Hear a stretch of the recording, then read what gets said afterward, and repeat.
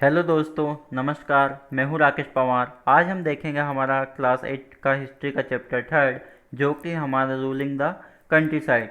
Chapter number 2 में हमने देखा था कि कैसे ईस्ट इंडिया कंपनी जो थी वो यहाँ पर ट्रेड करने के लिए आई और धीरे धीरे उन्होंने अपनी यहाँ पर टेरिटरी स्टेबलाइज कर ली। अब इस चैप्टर के अंदर हम देखेंगे, जैसे कि चैप्टर के नाम से ही क्लियर हो रहा है, ruling the country side. East India company थी, उन्होंने कैसे पूरी कंट्री के ऊपर रूल किया। तो पहला पॉइंट है इसमें हमारा, हमने शॉर्ट नोट बना लिए हैं, हम स्टेप बाय स्टेप देखते जाएंगे जिससे आपको एनसीईआरटी बुक को पूरा रीड करने की ज़रूरत ना पड़े। तो पहला पॉइंट है हमारा, on 12 August 1765 the Mughal empire appoint the East India Company as the diwan of Bengal.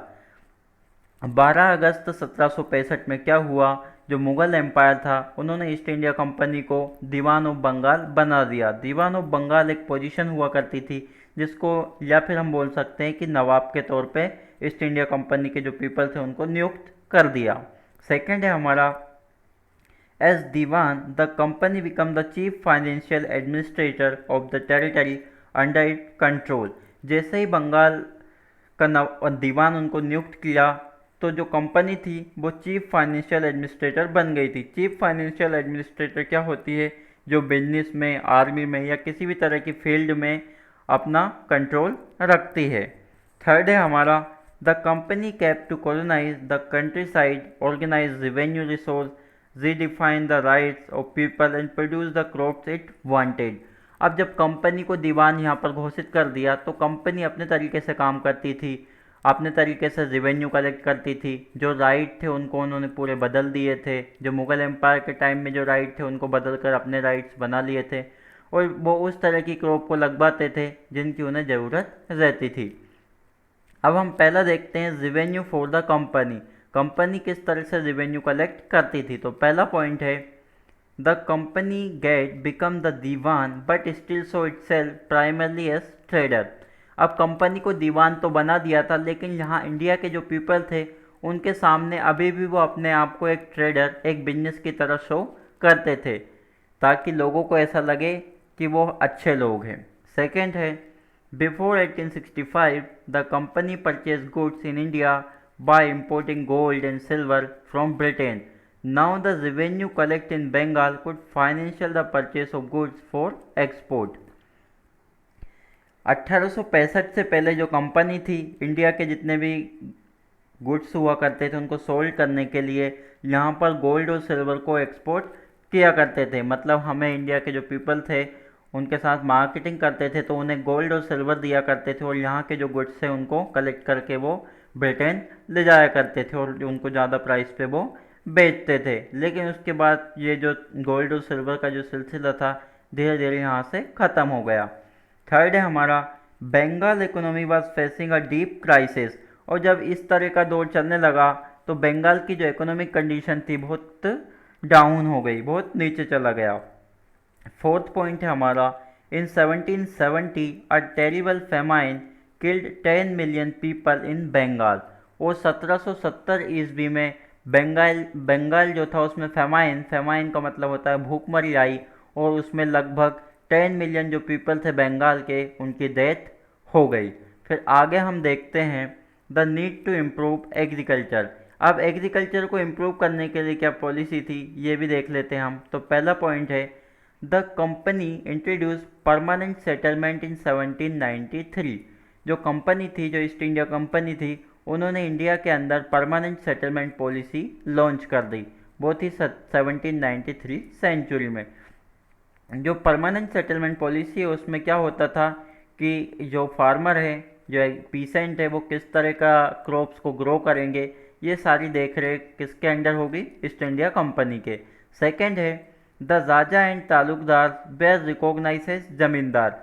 और इनका जो छोटे छोटे पीसेंट होते थे उनके ऊपर जो कंपनी थी उनने इंडिया के जो पीपल हुआ करते थे, जो बड़े बड़े बिजनेस होल्डर या जिनके पास ज़्यादा एग्रीकल्चर होती लैंड होता था, उनको नियुक्त कर देते थे। छोटे पीपल के ऊपर राजा या तालुकदार को नियुक्त कर देते थे जो पूरा लैंड रिकॉर्ड रखते थे। अब बात कर लेते हैं प्रॉब्लम। तो प्रॉब्लम कहाँ से स्टार्ट हुई, किस तरह की प्रॉब्लम हुई। तो पहला पॉइंट है, numerous zamindars were sold off at auction organised by company as anyone who failed to pay the revenue lost his जमींदार।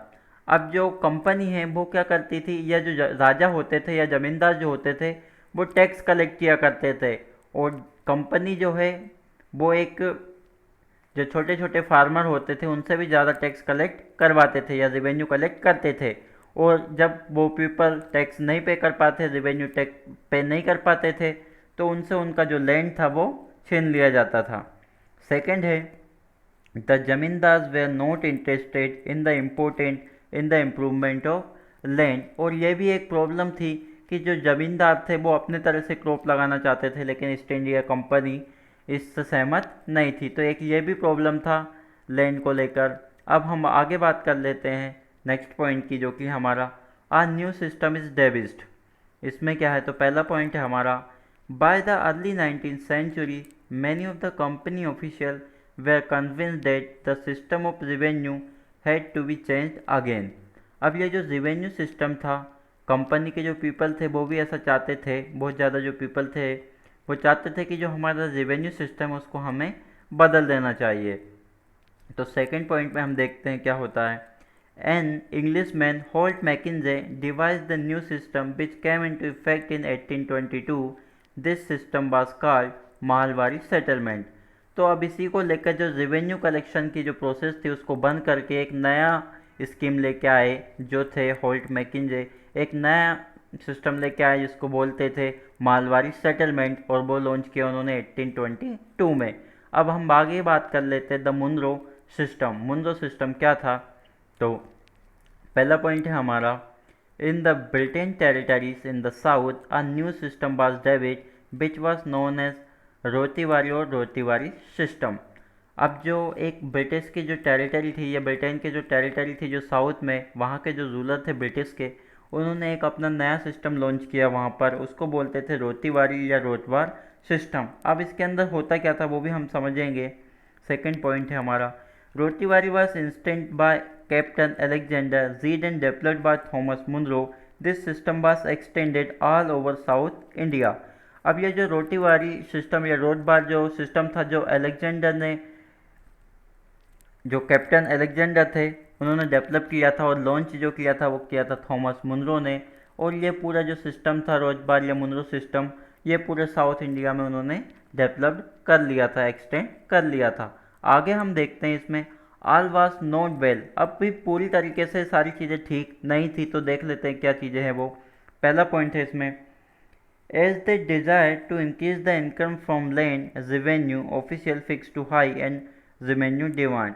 अभी भी इस तरह की प्रॉब्लम थी कि जो ब्रिटिश ईस्ट इंडिया कंपनी थी वो चाहती थी कि उनकी इनकम ज़्यादा हो, उनको ज़्यादा लैंड मिले, उनको जो रेवेन्यू कलेक्शन के जो सिस्टम है उससे ज़्यादा रेवेन्यू मिले, और जो ज़्यादा उनकी जो डिमांड थी बहुत ज़्यादा थी। सेकंड पॉइंट है हमारा, as peasant were unable to pay ryots fled the countryside and village become deserted in many region. अब जो पीसेंट थे, जो छोटे छोटे फार्मर थे, वो अभी टैक्स पे करने के लिए अवेलेबल नहीं थे, वो अनेबल थे, वो टैक्स नहीं पे कर पाते थे। तो या तो उनको क्या कर दिया जाता था, उनका लैंड ले लिया जाता था और उनको एक ऐसी एरिया में पहुंचा दिया जाता था जहां पर वो फील्ड पे काम कर सके, और फील्ड ऐसी फील्ड जहां पे ईस्ट इंडिया कंपनी पूरा देख रेख करेगी। अब हम बात कर लेते हैं क्रॉप्स फॉर यूरोप। यूरोप के लिए कौन कौन सी क्रॉप थी, तो पहला पॉइंट है हमारा इसमें, by the late 18th century the company was trying to expand the cultivation of opium and indigo. 18th century में जो कंपनी थी वो ट्राई कर रही थी अपना जो या फिर एक्सपेंड कर रही थी कि इंडिया के अंदर ओपियम या इंडिगो का जो लैंड है या एग्रीकल्चर है काफ़ी ज़्यादा किया जाए। सेकंड पॉइंट है, the Britisher force cultivated to produce jute, tea, sugar cane, beet, cotton and rice in various part of India. और जो ईस्ट इंडिया कंपनी के जो पीपल थे वो इंडिया के पीपल को फोर्स करते थे कि आप यहाँ पे ज़्यादा से ज़्यादा jute, tea, sugar cane, beet, cotton और राइस को प्रोड्यूस करो। अब आगे हम बात कर लेते हैं, does colour have a history. क्या कलर की भी कोई हिस्ट्री है, तो देख लेते हैं। पहला पॉइंट है इसमें, the rich blue colour was commonly called as indigo. जो इंडिया के अंदर कलर प्रोड्यूसिंग था उसमें जो पहला जो कलर था या सबसे ज़्यादा जो प्रोड्यूस किया जाता था वो था ब्लू, उसको बोलते थे इंडिगो। सेकेंड है हमारा the blue dye used in the Morris print in the 19th century Britain was manufacture from indigo plant cultivated in India. और जो ब्लू डाइस था या फिर इंडिगो का जो प्रोडक्शन था इंडिया में करवाते थे 19th सेंचुरी में ब्रिटिश पीपल, और उसको इंग्लैंड में ले जाकर वो नए नए क्लोथ्स या अलग अलग तरह के जो चीज़ें हैं वो बनाते थे। थर्ड पॉइंट है हमारा India was the biggest supplier of indigo in the world in 19th century. और जो इंडिया था इंडिगो का सबसे बड़ा सप्लायर था 19th सेंचुरी में। तो ईस्ट इंडिया कंपनी को यहाँ से इंडिगो का जो बिजनेस है काफ़ी अच्छा चलता था। आगे हम बात कर लेते हैं हमारा नेक्स्ट पॉइंट जो कि है by the demand for Indian Indigo. India का जो इंडिगो था उसकी काफ़ी डिमांड थी, वो क्यों थी तो देख लेते हैं। पहला पॉइंट है हमारा इसमें By the 13th century, Indian indigo was being used by cloth manufacturer in Italy, France and Britain to dye cloth। 13th century से लेकर हमारी 19th सेंचुरी तक जो इंडिया का जो इंडिगा था उसकी काफ़ी डिमांड थी इटली में, फ्रांस में और ब्रिटेन में। क्यों थी? क्योंकि वहाँ के जो पीपल थे वो यहाँ से इंडिगो लेकर वहाँ के जो क्लोथ थे उसको डाई करते थे, उसको कलर दिया करते थे। सेकंड पॉइंट है हमारा Indigo produce a rich blue color whereas the dye from both another plant was pale and dull। Indigo का जो प्रोडक्शन हुआ करता था, जो प्रोड्यूस हुआ करता था वो ब्लू कलर में हुआ करता था और इंडिया की जो लैंड है वो उसके लिए काफ़ी यूजेबल थी। आगे हम देखते हैं हमारा third point Indigo plantation come up in many parts of north America. Indigo का जो प्लांटेशन था वो हमें नॉर्थ अमेरिका में भी काफ़ी देखने को मिला है। आगे हमारा पॉइंट है Britain turn to India. Britain turn to India में हमारा पहला पॉइंट है the company in India expand the area under the indigo cultivation to meet the rising demand for indigo in Europe. जो ब्रिटिश के जो people थे वो India की तरफ ज़्यादा टर्न क्यों होने लगे, इसलिए उसका एक मेन रीज़न ये भी है कि जो इंडिया का इंडिगो का जो कल्टिवेशन था वो इंडिया के अंदर काफ़ी अच्छा था। तो जब यूरोप में इसकी डिमांड हुई तो ब्रिटिश जो पीपल थे वो यहाँ से इंडिगो का मार्केटिंग करने के लिए यहाँ पर आते थे और फिर यहीं पर वो डेवलप हो जाते थे। सेकंड है हमारा as the indigo trade grow commercial agent and official of the company began investing in indigo production. अब जैसे ये इंडिगो का ट्रेड जो था वो कमर्शियल लेवल पर इंक्रीज हुआ तो वहाँ के जो पीपल थे इंडिया के अंदर इन्वेस्ट भी करने लगे, यानी कि इंडिया के जो पीपल थे उनको पैसे भी दिया करते थे ताकि वो अच्छी क्वालिटी का इंडिगो प्रोड्यूस करें। आगे हम बात कर लेते हैं नेक्स्ट पॉइंट की जो कि हमारा हाउ वाज इंडिगो कल्टिवेट। तो इंडिगो किस तरह से कल्टिवेट किया जाता था तो देख लेते हैं। पहला पॉइंट है इसमें हमारा there were two main system of indigo cultivation, पहला निज एंड दूसरा जो है वो है रोटी। इंडिगो का जो कल्टीवेशन हुआ करता था वो दो तरीके से हुआ करता था, पहला जो है निज और दूसरा है रोटी। तो देख लेते हैं निज सिस्टम को। इन निज system the planter produce Indigo. जो निज सिस्टम हुआ करता था जिसमें जो प्लांटर जो लगाता था वही इंडिगो को प्रोड्यूस करता था, और जबकि दूसरा जो सिस्टम था उसमें जो इंडिगो है वो किसके कंट्रोल में रहता था तो वो ईस्ट इंडिया कंपनी के कंट्रोल में रहता था। अब हम बात कर लेते हैं द प्रॉब्लम विद निज कल्टीवेशन। निज कल्टीवेशन के साथ प्रॉब्लम क्या थी, क्योंकि ये तो हम पहले ही देख चुके हैं कि निज में क्या होता था, जो एक पर्टिकुलर प्लांटर है वो इंडिगो प्रोड्यूस करता था उसके अकॉर्डिंग बेचता था। लेकिन सेकेंड में जो रोटी सिस्टम है उसमें क्या होता था, वेस्टेज ईस्ट इंडिया कंपनी के पीपल की देख रेख में होता था। तो निज में कुछ प्रॉब्लम आती होगी, वो क्या है तो देख लेते हैं। The planter found difficulty to expand the area under nij cultivation. जो प्लांटर हुआ करते थे उनको लैंड एरिया लेने में काफ़ी डिफ़िकल्टीज हुआ करती थी निज कल्टीवेशन के, क्योंकि बाकी का जो पूरा रोटी सिस्टम है उसी में British East India Company land distribute कर देती थी। सेकेंड पॉइंट है हमारा nij cultivation on large scale require many plough and bullock, investing on purchase and maintenance of plough was a big problem. The planter were reluctant to expand the area under nij cultivation. और दूसरा जो problem था वो ये था कि निज cultivation में बहुत ज़्यादा लार्ज स्केल पर प्लग या ब्लॉक की रिक्वायरमेंट रहती थी या मेंटेनेंस की रिक्वायरमेंट रहती थी, और जो पीपल थे ये अरेंज नहीं कर पाते थे। तो एक ये भी रीजन था। अब आगे हम बात कर लेते हैं indigo on the lands of ryots. Land of ryots में देख लेते हैं। हमारा पहला पार्ट है, in ryoti system the planter force the ryot to sign a contract on agreement, या फिर सट्टा, जिसको हम बोलते हैं सट्टा हिंदी में। रोटी सिस्टम के अंदर क्या होता था कि जो प्लांटर्स होते हैं उनके ऊपर फोर्स हुआ करता था ब्रिटिश ईस्ट इंडिया कंपनी का, या पहले से ही वो एक कॉन्ट्रैक्ट कर लेते थे, एग्रीमेंट कर लेते थे, या सट्टा लगा लेते थे, जिसके अकॉर्डिंग उनको प्रोडक्शन करना पड़ता था। सेकेंड पॉइंट है हमारा, those who signed the contract got cash advance from planter at low rates of interest to produce indigo। और जो भी कॉन्ट्रैक्ट पे साइन कर लेते थे उनको कैश मिल जाता था एडवांस में, लेकिन उसको जो प्लांट है या इंडिगो का प्रोडक्शन करके ही देना पड़ता था। अगर वो ऐसा नहीं करते थे तो फिर उनका जो लैंड है वो ब्रिटिश जो ईस्ट इंडिया कंपनी वो ले लेती थी। थर्ड है हमारा, The peasant got very low price for the indigo they produced and the cycle of loan never ended। जो फार्मर हुआ करते थे उनको जो इंडिगो का प्राइस था बहुत कम मिलता था, और जो लोन का प्राइस था उनका कंटिन्यूसली चलता रहता था, जिससे उनको कोई प्रॉफिट नहीं होता था। फोर्थ है हमारा, after an indigo harvest the land could not be sown with rice which the peasant preferred. जब इंडिगो यहाँ पे वो हार्वेस्ट कर लेते थे तो जो फार्मर थे वो चाहते थे कि यहाँ पर राइस लगाएं, लेकिन उनका जो एग्रीमेंट हो जाता था उस पर ऐसा कुछ नहीं रहता था और वो राइस का प्रोडक्शन यहाँ पर नहीं कर पाते थे। सेकेंड है हमारा, the blue rebellion and after.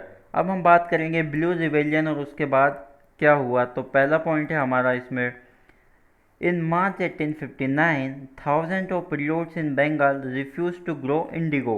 अब देखो ब्लू रिवेलियन का मतलब क्या है। ब्लू रिवेलियन का मतलब होता है विद्रोह। 1859 ईस्वी में जो बंगाल के बहुत सारे पीपल थे उन्होंने इंडिगो को ग्रो करने से मना कर दिया। सेकेंड है हमारा, as the rebellion spread ryots refuse to pay rent to the planter and attack indigo factories. जो पीपल थे उन्होंने जो रेंट था या प्लांटर जो थे उन्होंने जो टैक्स है या रेवेन्यू जो है उसको देने से मना कर दिया, और इन सब ने मिलकर एक साथ एकजुट होकर जो इंडिगो की फैक्ट्रीज थी उस पर अटैक कर दिया। थर्ड है हमारा, ryot swore they would no longer take advance to sow indigo no be bullied by the planters या लैथियल्स।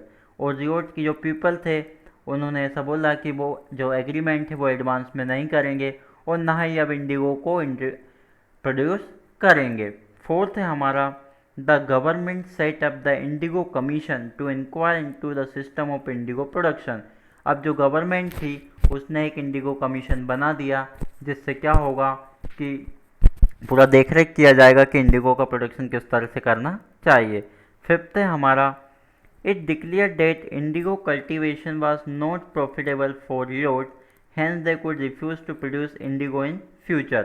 और जब ये सारा सर्वे हुआ तो देखा गया कि इंडिगो कल्टीवेशन जो है जो छोटे छोटे पीसेंट हैं उनके लिए प्रॉफिटेबल नहीं है, तो आगे फ्यूचर में वो इंडिगो का प्रोडक्शन नहीं करेंगे, और उन्होंने जो छोटे छोटे पीसेंट थे उन्होंने इसको रिफ्यूज़ कर दिया। वो भी चाहते थे कि वो इंडिगो का प्रोडक्शन नहीं करेंगे।